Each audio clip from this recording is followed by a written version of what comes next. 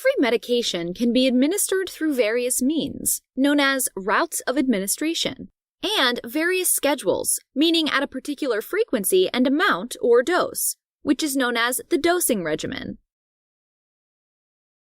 Alright, so routes of administration are broken down into three main categories: enteral, parenteral, and topical. In enteral administration, which is the most common form, the medication is administered through the gastrointestinal tract. This could mean that it's swallowed by the mouth, also known as peroral administration, placed under the tongue, also known as sublingual administration, between the gums and the inner lining of the cheek, also known as buccal administration, or finally into the rectum, also known as rectal administration. On the other hand, parenteral administration includes any route that bypasses the gastrointestinal tract to pump the medication directly into the circulation, such as through an injection into a vein, intravenously or IV for short, under the skin, subcutaneously or SC for short, or into muscle, intramuscularly or IM for short. Finally, there's topical administration, where the medication is applied directly upon a particular area of the skin or mucous membrane to achieve a local or systemic effect. An example of this is an antifungal cream used to treat athlete's foot locally, or a clonidine patch to treat hypertension systemically.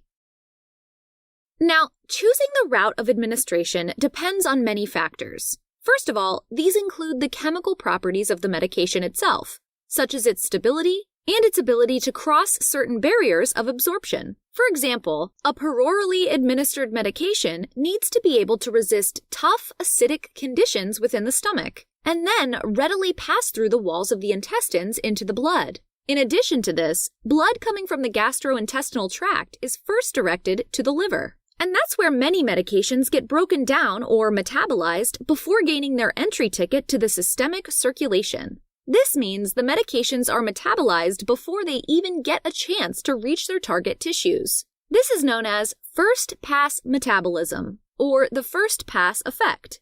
So, medications that get extensively metabolized into inactive forms through that first pass shouldn't be administered perorally, as it would decrease their efficacy. In contrast, IV administration allows medications that are less stable or less capable of being absorbed through the gastrointestinal tract to be directly administered into the bloodstream, which is also beneficial for medications that have a major first-pass effect.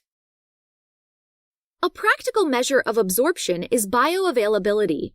Bioavailability refers to the portion of a medication that reaches the systemic circulation when administered by non-intravenous routes. For example, if someone takes 100 milligrams of aspirin orally and only 60 milligrams are absorbed into the circulation, the bioavailability is 0.6, or 60%. In contrast, the bioavailability of an intravenously administered medication is always 1, or 100%. Another factor that should be taken into account for deciding the route of administration is the urgency of the situation. So, for example, peroral medications take time to get absorbed in the GI tract, so they produce an effect much slower than intravenous ones. And for this reason, intravenous administration is usually preferred in emergency settings and during surgical procedures.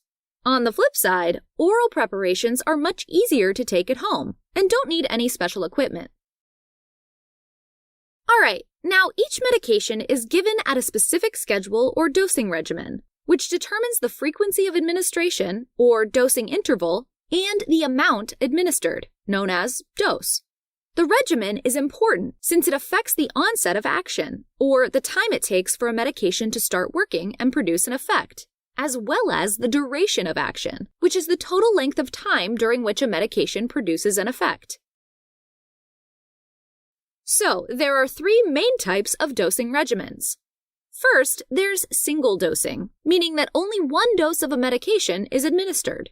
Let's plot this into a nice graph with the drug concentration in plasma on the y-axis and the time on the x-axis. So, with single dosing, the plasma concentration of the medication rises steadily as it gets absorbed into the circulation until it reaches a peak. Then, the concentration drops again as the medication is distributed into tissues, gets metabolized, and is eliminated.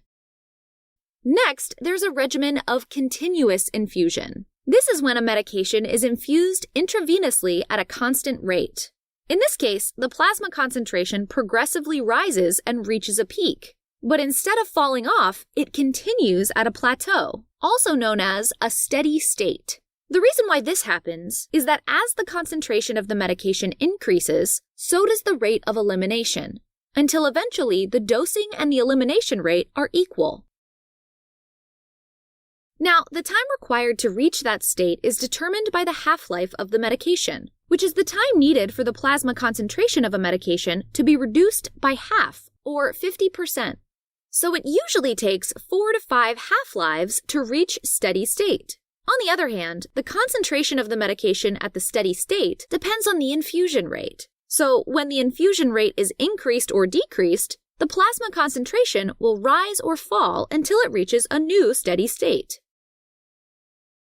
Now, the dose required to maintain the steady state is known as the maintenance dose. Since at this state, the dosing rate must be equal to the rate of elimination, the maintenance dosing rate can be calculated by multiplying the target plasma concentration, which is measured in milligrams per liter, by the clearance rate, which refers to the volume of plasma cleared of that medication per unit of time, and is measured in liters per hour. Finally, there's an intermittent dosing regimen. This means that a certain dose of a medication is administered at regular time intervals through a given route. If the next dose of a medication is administered before the previous dose has been completely eliminated, the plasma concentration will once again progressively rise. In this case, though, it will fluctuate between peaks and troughs, because the rate of elimination will increase along as well, until it matches the rate of administration. Just like in continuous infusion, the steady state is usually reached after 4 or 5 half-lives, and the concentration of the medication at the steady state depends on the dosing interval. Generally speaking, for most medications, the dosing interval is approximately 1 half-life. With intermittent dosing, the maintenance dose is calculated by multiplying the dosing rate, milligrams per hour, by the dosing interval. It's important to note that for medications that are not administered intravenously, the dosing rate needs to be divided by the bioavailability to account for the portion of medication that isn't absorbed into the circulation. Now, in some cases, like in life-threatening situations or with medications that have long half-lives, the steady state can be reached more quickly by administering an initial loading dose. A loading dose is a large dose given at the beginning of a treatment course to rapidly reach the peak plasma concentration. The loading dose is largely determined by the volume of distribution, or VD, of a medication, which is used to represent how extensively a medication is distributed throughout the body. Therefore, medications with a small volume of distribution will remain mainly in the plasma, whereas medications with a large volume of distribution will be distributed more extensively throughout the body, and this means larger doses will be needed to achieve the desired plasma concentration. Taking this into account, the loading dose can be calculated by multiplying the target plasma concentration in the steady state by the volume of distribution of that medication. And for non-IV medications, this needs to be divided by the bioavailability.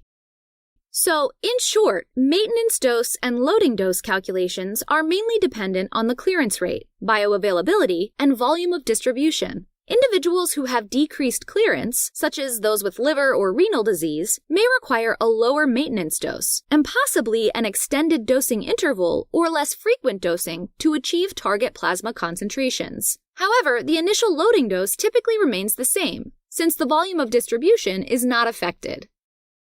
All right, as a quick recap, routes of administration include enteral routes like oral, sublingual, buccal, and rectal administration, parenteral routes like intramuscular, subcutaneous, and intravenous administration, and topical or local administration. The choice between them mainly depends on the properties of the medication and the setting in which it's used. Dosing regimens determine the frequency and dosage of a medication, which include single dosing, continuous infusion, and intermittent dosing regimens. Maintenance and loading dose calculations depend on the bioavailability, clearance, and volume of distribution of a given medication. Helping current and future clinicians focus, learn, retain, and thrive. Learn more